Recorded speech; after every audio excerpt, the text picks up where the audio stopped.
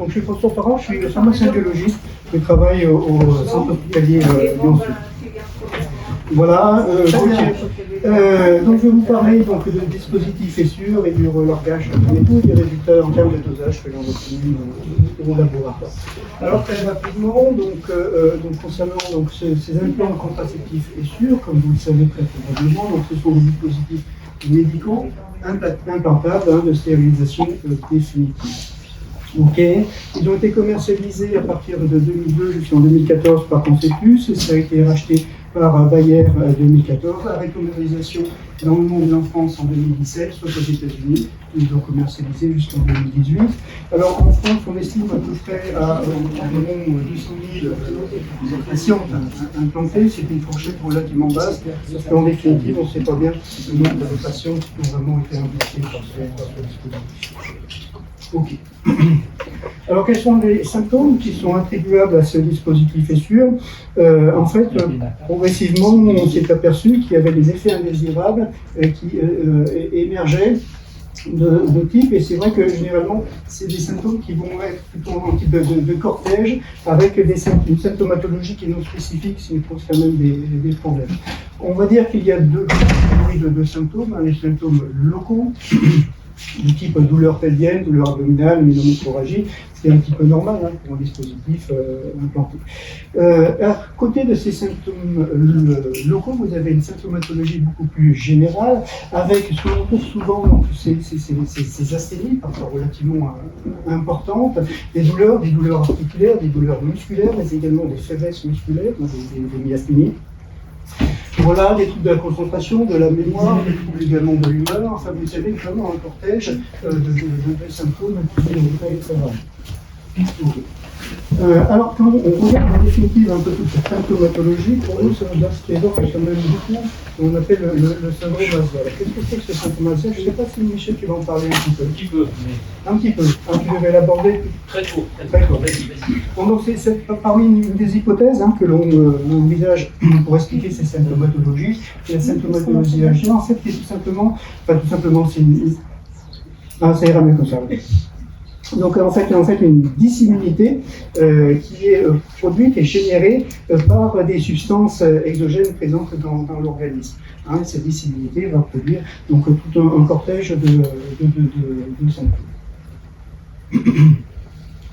Alors donc chez les patientes symptomatiques, on a proposé une explantation de ces dispositifs Essure et on s'est finalement aperçu assez rapidement qu'il y avait un réel bénéfice donc d'explanter les patientes symptomatiques. Ok. Alors, la problématique, c'est qu'on a un cortège de symptômes qui est relativement large et varié. C'est difficile pour nous d'apprécier véritablement quel est le bénéfice de ces explantations. Donc, Gauthier, il a fait une chose très intéressante, c'est qu'il a regardé, donc ça a été publié mais en 2019, c'est accessible par Internet, il a regardé en fait en termes de qualité de vie s'il y avait un impact de ces explantations. D'accord?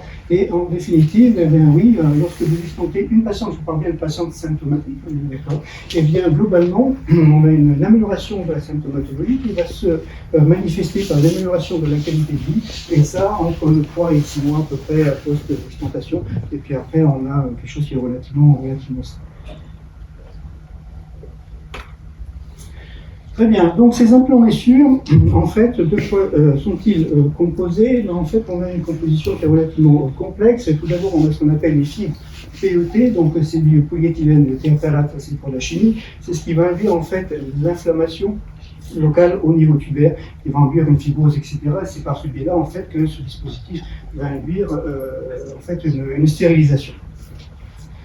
Mais ces fibres, en fait, sont portées par des corps mécaniques et des anneaux métalliques avec une composition en métaux qui est relativement complexe. Donc, ça, je remercie donc, Michael et Vincent Vatel qui a dû faire ces analyses, donc, qui montrent très bien que c'est la complexité donc, de la composition métallique de ces implants.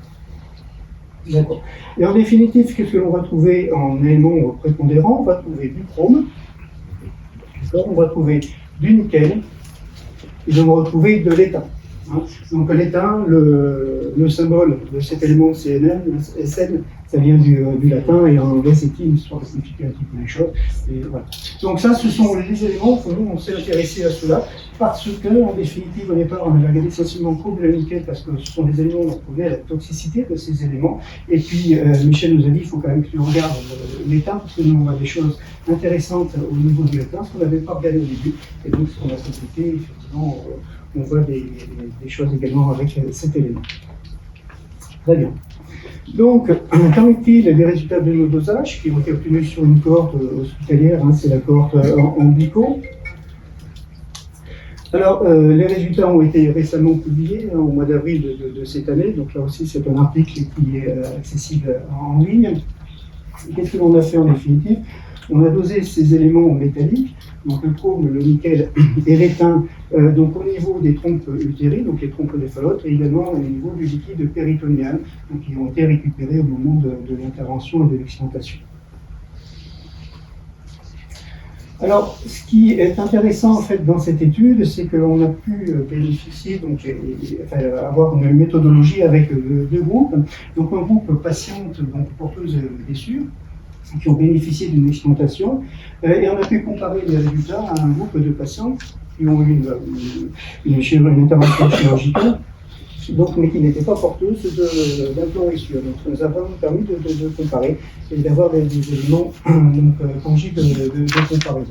Donc, vous voyez, on avait 131 patientes porteuses d'essure et 92 patientes témoins, alors pour différentes raisons. On a dosé donc au niveau des trompes chez 131 patientes et au niveau des trompes 34 témoins. Alors, le retrait des essures, en règle générale, on a un délai qui tourne aux alentours de 7 ans entre la pose des essures et des explantations. Hein, c'est notre délai moyen. Ça peut être très variable, hein, des extrêmes entre 2 et 18 ans. Sachant que de toute façon, là maintenant, les implantations ne se font plus depuis 2017, donc on a plutôt une tendance maintenant à avoir des délais qui vont être un peu plus importants. Et c'est déjà pourquoi ce genre de délai est intéressant pour nous, parce qu'on a visiblement une évolution donc, des dosages en fonction de ce délai. Les symptômes que l'on observe chez ces patients, donc on retrouve ce que je vous ai dit tout à l'heure, avec une symptomatologie très variée, avec des symptômes à la fois généraux et des symptômes locaux. Enfin, vous remarquez que quand même, grosso modo, c'est la fatigue qui va prédominer, les arthralgies, etc. Avec également les troubles de l'élan, les troubles de la concentration, etc. C'est très caractéristique. Alors, lorsque l'on dose les éléments métalliques au niveau des trompes, donc on va récupérer ces trompes, on va faire toute une série de... voilà, en fait, comment ça se présente. Donc, on va doser ce qu'on appelle une analyse segmentaire, c'est-à-dire qu'on va doser les éléments métalliques dans différentes parties donc, des trompes, et on va notamment doser les éléments métalliques au niveau du tissu qui entoure donc, les essures, donc c'est vraiment là au plus près du dispositif. D'accord. Et puis on va regarder également au niveau donc, de la partie proximale, donc en fait ça c'est rattaché ici. Parce que comme ça, imaginez vous avez utilisé ça, vous avez les ovaires ici. Bien. Donc on va doser également donc, les éléments métalliques au niveau de cette partie proximale et les éléments métalliques au niveau de cette partie distale. D'accord. Et en définitive, eh bien, plus je vais dans ce sens-là, plus je m'éloigne du dispositif. Voilà, donc le principe du dosage dans les tissus, ça va nécessiter une minéralisation, donc je passe sur les détails pour vous, ça ne porte pas grand-chose, mais voilà, donc on va rendre les résultats en fait en microgrammes par gramme de tissu sec. C'est la raison pour laquelle je parle de ça. La technique de dosage, c'est l'ICP masse, alors c'est la spectrométrie de masse, avec une ionisation par plasma LV. Donc là aussi, ça ne porte pas grand-chose, mais ça nous permet quand même de comprendre. On travaille avec une torche qui tourne aux alentours de 3000 à 4000 degrés Celsius pour permettre la ionisation. Donc ça ne nous permet pas, si vous voulez, de savoir sous quelle forme se présente l'élément. C'est-à-dire qu'on va doser l'élément de manière globale, mais on ne sait pas si c'est un élément qui est dissous, si c'est un élément qui est ionisé, si c'est un élément qui est élémentaire, si c'est des particules, ou si c'est même des organeaux métaux. Donc c'est dans sa globalité que l'on dose l'élément. Donc voici nos résultats. Donc ici vous avez le groupe A qui est le groupe patiente porte-blessure, vous avez le groupe B, donc les patientes témoins. Bien, donc on a dosé le chrome, on a dosé le nickel, on a dosé l'étain. Vous remarquerez que en comparaison, comparant le groupe issue au groupe témoin, on retrouve bien des concentrations plus élevées donc, de métaux dans les tissus des trous des patientes les issues. Alors, qu'en est-il au niveau des analyses segmentaires, sous forme de graphique, c'est relativement clair. Donc ici, vous avez le groupe patiente, donc des concentrations particulièrement élevées au niveau des tissus directement en contact avec les essures. Plus on s'éloigne donc des essures, plus vous avez une décroissance des concentrations. Là, c'est au niveau du segment proximal, au niveau du segment distal pour le chrome. Vous voyez donc la différence donc, avec les témoins qui est relativement d'accord, donc ça c'est pour le chrome, et vous avez la même chose pour le ce qui est intéressant aussi, c'est le délai entre le moment où on enlève la pause et le moment où on enlève le dispositif. On regarde donc des concentrations de métaux, donc au niveau des trompes. Au niveau de la partie proximale, on ne voit pas trop grand-chose. Et c'est intéressant au niveau de la partie distale, on a quand même une tendance à avoir une diminution des concentrations avec une augmentation de ce délai. Ce qui laisserait penser qu'arrive un moment où le dispositif a relargué ses métaux et ça arrive à s'épuiser. Voilà, alors c'est vrai que du coup on avait 131 patientes. Quand vous faites des catégories par délai, on se retrouve très vite avec l'effectif qui est relativement réduit. Donc ce qu'on va essayer nous actuellement, ce que nous fait, c'est d'augmenter ce nombre de patients pour confirmer ce résultat. Voilà, au niveau du liquide péritonéal, donc on retrouve bien, si vous voulez, une différence entre les patientes porte-blessures et les patientes témoins en termes de concentration d'éléments métalliques uniquement pour le nickel et pour le chrome. On n'a pas de différence pour l'étain, on pourrait discuter, mais je pense que tout simplement l'étain n'est pas présent en forme soluble dans ce liquide. À noter quand même qu'au niveau du liquide péritonéal, les concentrations sont très faibles, donc c'est de l'ordre du microgramme par litre. Et alors si au niveau statistique, effectivement, il y a bien une différence, au niveau individuel, c'est relativement compliqué à dire, parce qu'il y a un chevauchement en fait des deux populations. Et pour finir, donc, lorsque l'on regarde une concentration autour du liquide péritonéal, on regarde donc du délai de cause d'implantation. Donc on a l'impression qu'au départ, on a des concentrations qui sont relativement faibles, parce que vous avez les patients qui ont été implantés entre 0 et 3 ans et demi. On a un maximum de concentration aux alentours de 3 ans, 4 ans, jusqu'à 7 ans, et puis après on a une tendance à une diminution des concentrations, un peu de la même façon que ce qu'on observait au niveau des trous. Voilà, toujours pareil, donc on a quand même des effectifs qui sont relativement faibles, mais c'est ce que l'on essaie de voir. Donc vous remarquez que donc, voilà, dans les éléments tardifs, on a des concentrations qui sont très proches du contrôle, et puis ici, la statistique, c'est plus différent. Ok. Donc, pour conclure, assez rapidement, je crois, et on est quand même plusieurs maintenant à avoir démontré qu'il y a une corrosion de ce dispositif essure, une corrosion in situ, une fois qu'il est implanté. Et cette corrosion donc, est associée à un relargage d'éléments mécaniques.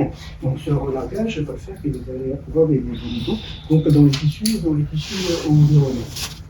D'accord. Et véritablement, ces résultats-là confortent l'hypothèse d'une application donc, de ce relargage d'éléments métalliques dans la symptomatologie des patients qui portent blessure, mais là où effectivement où il reste quand même un travail à faire, c'est de faire le lien, si vous voulez, entre la présence de ces métaux, qui est démontré, je crois que maintenant c'est une réalité, et la symptomatologie. Quel est ce lien? Est-ce que c'est une dérégulation de l'immunité? Est-ce que c'est autre chose? Un stress oxydant? Une allergie? Enfin, voilà. Et pour l'instant, on n'a pas ce lien. C'est vraiment, je pense, maintenant l'enjeu des prochains travaux, c'est de trouver cette relation de causalité entre le relargage des métaux et la symptomatologie, si on l'a.